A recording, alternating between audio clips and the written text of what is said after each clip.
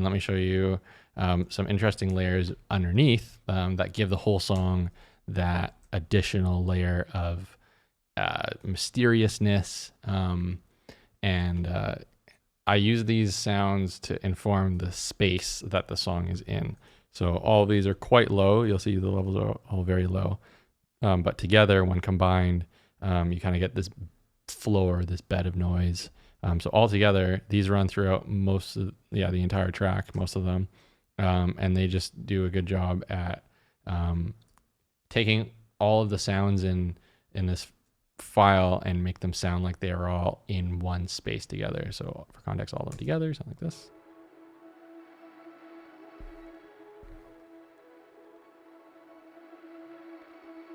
I'll just turn it up so you guys can hear it.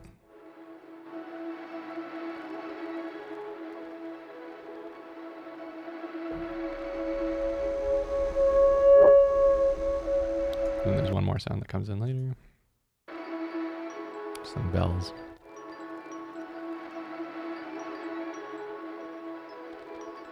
So this is the kind of stuff that just kind of makes the song a tiny bit more interesting because of how simple the song is off top. There's not a lot going on, right? There's just this Nord keyboard with this bass. I felt like it needed something to kind of help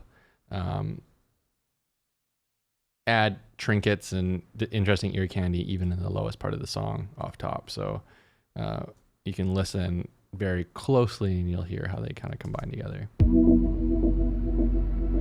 Without. With.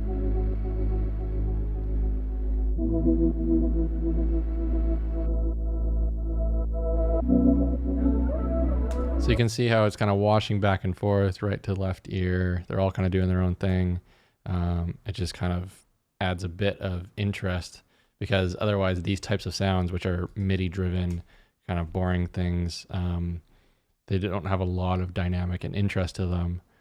So if you can add in some real world type sounds to the mix, it just kind of adds an additional character. And I can just play these quickly through so you can hear the different elements that make that full sound. So again, let me crank this up so you guys can actually hear it on less good speakers if you're not in the studio or in good headphones. So there's just a classic vinyl crackle.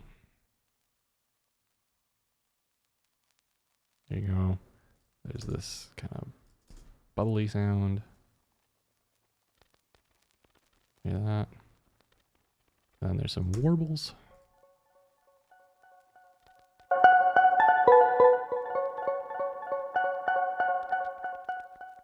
There's an interesting little, these are mostly tape loop things, samples that I've found and that felt like they matched the groove and the feel. This one's doing quite a bit. And again, you can see I've used the Michael Brower panning around the head. Kind of keeps motion going. It's a really pretty sound. And then there's this guy.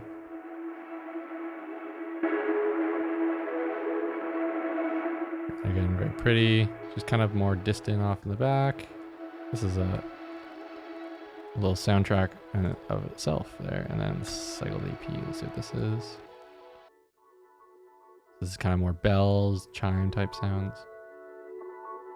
Kind of glitched and you can't really identify exactly what the sound is, but that's the beauty of it. And then there's tape synth, which is really, really got a lot of tape artifact on it.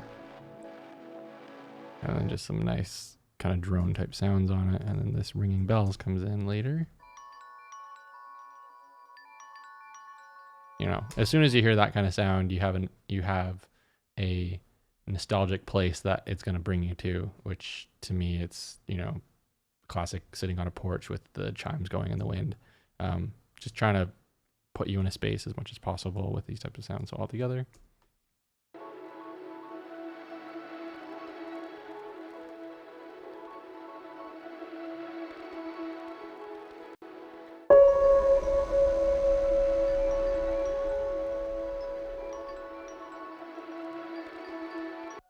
Just a nice little breeze going on while the song is happening. And then in this section, I also just added a one note on the piano, reversed it. It's got, tape on it and stuff like that. And there you go. Adding some mystery there.